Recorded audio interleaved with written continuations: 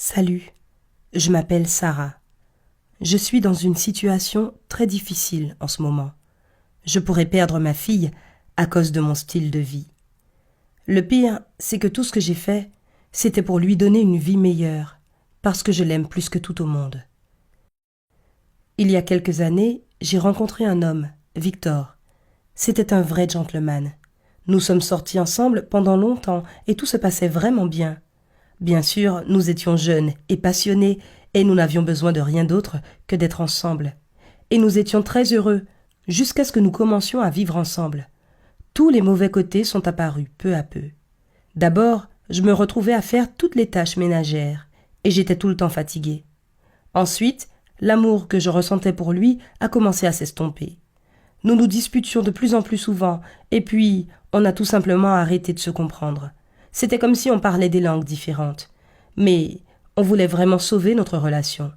Nous sommes même allés voir un conseiller conjugal pour mieux se comprendre, mais cela n'a pas aidé. Nous avons compris que nous devions nous unir dans la lutte pour quelque chose, et nous avons vite réalisé comment le faire. On a décidé d'avoir un bébé. Tu pourrais penser qu'avoir un enfant en étant un couple instable est une mauvaise idée, mais à l'époque, cela semblait être la meilleure des solutions. Et ça l'était vraiment. Quand j'étais enceinte, Victor s'est beaucoup occupé de moi et de la maison. Il travaillait dur, j'étais enceinte et par chance, notre relation s'est beaucoup améliorée. Mais s'occuper du bébé s'est avéré beaucoup plus difficile que nous le pensions. Après l'accouchement, la vie est devenue très dure. Je passais toute la journée à garder notre fille pendant que Victor était au travail.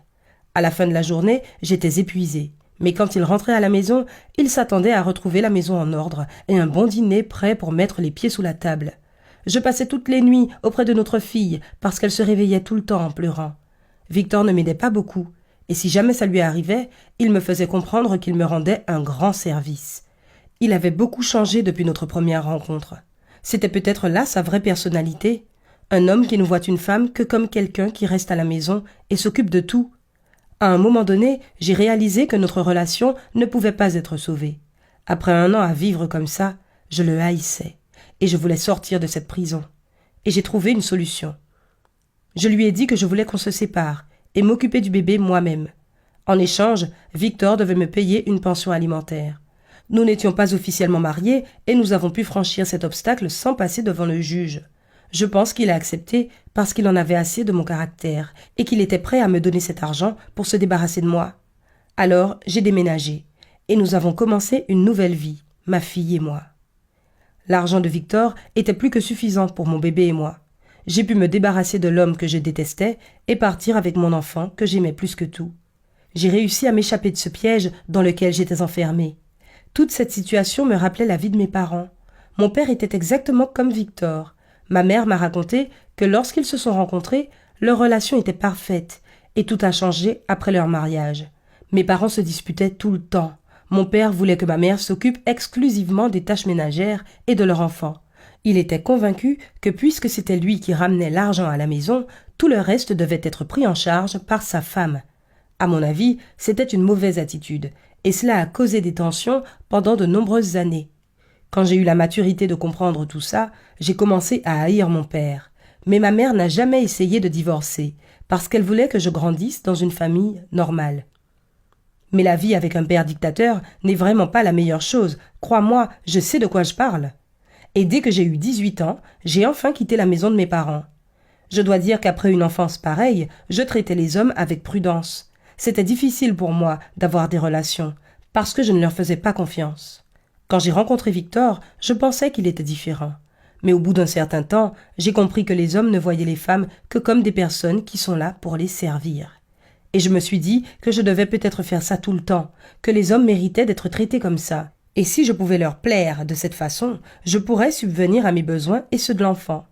Après tout, la chose la plus importante pour un enfant n'est pas une famille avec des parents ensemble, où le père humilie constamment sa femme, mais surtout l'amour et l'affection qu'il reçoit. Et j'étais prête à tout pour élever mon bébé dans les meilleures conditions. Dès que j'ai repris le cours de ma vie, j'ai commencé à chercher un autre homme pour subvenir à mes besoins et à ceux du bébé. Et j'en ai vite trouvé un. Il avait presque 10 ans de plus que moi. Il s'appelait Rick. Et le plus important, il était très riche. Comme au début de toute relation, il était super attentionné et mignon avec moi. Et ça ne lui posait pas de problème que j'ai un bébé. Mais je savais que cela ne durerait pas et que les problèmes allaient recommencer dès qu'on emménagerait ensemble. Et j'avais raison. Il s'est avéré être exactement comme mon père et comme mon ancien copain. Non, en fait, il était encore pire. Il avait un besoin obsessionnel de tout contrôler. Il m'a demandé en mariage après 3 mois et je pense qu'il l'a fait juste pour être sûr que je ne m'en irais pas et que je l'attendrais à la maison pendant ses voyages d'affaires. À un moment donné, j'ai commencé à penser qu'il me trompait pendant ses nombreux déplacements pro. Qui sait ce qu'il pouvait faire quand je n'étais pas là? Et puis, j'ai vite eu la preuve de son infidélité. Quand il est revenu d'un voyage d'affaires un jour, sa veste avait l'odeur d'un parfum féminin, et ce n'était pas le mien. Il fallait que je l'attrape la main dans le sac, et j'ai décidé de lui tendre un piège. Je lui ai dit que je voulais partir en vacances avec mon bébé pendant quelques jours. Je savais que Rick ne pouvait pas venir avec nous à cause du travail, et c'était exactement ce dont j'avais besoin. Mais je ne suis pas allée à l'hôtel dont je lui avais parlé, mais dans une petite chambre d'hôtel tout près de la maison. J'espérais qu'il en profiterait pour ramener sa maîtresse à la maison. Quelques jours plus tard, je suis revenue par surprise, et quand je suis entrée dans la maison, j'ai vu exactement ce à quoi je m'attendais. Rick avait bel et bien ramené une autre femme à la maison. C'était tout ce dont j'avais besoin. Le processus de divorce a été rapide. Il tenait à maintenir une bonne réputation. Alors, il a accepté de divorcer sous mes conditions, parce que je l'ai menacé de parler à tout le monde de son infidélité. J'étais de nouveau libre, et j'ai reçu beaucoup d'argent de Rick. Je me sentais bien. Je venais de conforter ce que je pensais sur les hommes, et j'ai pu punir ce crétin. J'ai vécu heureuse avec mon enfant pendant plusieurs mois, et puis j'ai rencontré Andrew. Je ne cherchais pas un homme exprès cette fois. On s'est juste croisés au supermarché du coin, et il m'a invité à sortir. Et je me suis dit, ok, pourquoi pas. Puis j'ai un peu forcé la relation, et je lui ai fait comprendre que c'était important pour moi qu'on se marie. Et c'est vite arrivé. On a commencé à vivre ensemble. Je ne voulais pas souffrir, et j'ai voulu partir avant que tout ne commence à se casser la figure, et qu'Andrew ne commence à se comporter en homme classique. Mais je n'ai pas trouvé de raison de partir. Andrew était heureux de s'occuper de ma fille, et nous partagions toutes les tâches ménagères. Je n'avais aucune raison d'être en colère contre lui. Mais son idéalisme m'énervait. Si j'avais demandé le divorce, je n'aurais rien eu. Alors j'ai dû mentir. Je me suis fait quelques bleus, j'ai pris mon bébé, et je suis partie pendant qu'il était au travail. Puis j'ai menti à la police, en disant qu'il m'avait battue. Je sais qu'il aurait pu avoir beaucoup d'ennuis pour ça, mais il fallait juste que je parte. Il a rapidement commencé à m'appeler et m'envoyer des messages. Il voulait comprendre. Mais je lui ai dit que je n'abandonnerais les poursuites que s'il acceptait de divorcer à mes conditions. Le processus de divorce a commencé, mais ne s'est pas passé comme je voulais. Andrew a décidé de se battre et il a engagé un détective qui a découvert mes anciennes relations. Il a réalisé que tout ce que je faisais, c'était pour l'argent. Il m'a alors accusé de fraude et m'a menacé de me poursuivre en justice, ce qui me faisait courir le risque de perdre tout ce que j'avais et surtout de perdre la garde de ma fille chérie. Je ne pouvais pas laisser ça arriver. J'ai fait une grave erreur et je voulais à tout prix la réparer. J'ai parlé à Andrew et je lui ai tout raconté.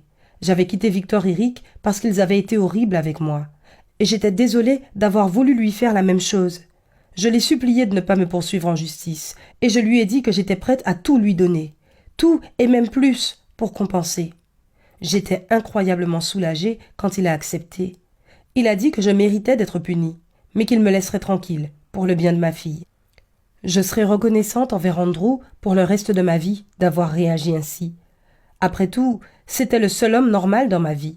J'ai fait une énorme erreur quand je l'ai quitté, parce qu'il nous aimait vraiment, mon bébé et moi. J'avais peut-être tort de mettre tous les hommes dans le même panier. Certains d'entre eux sont bien.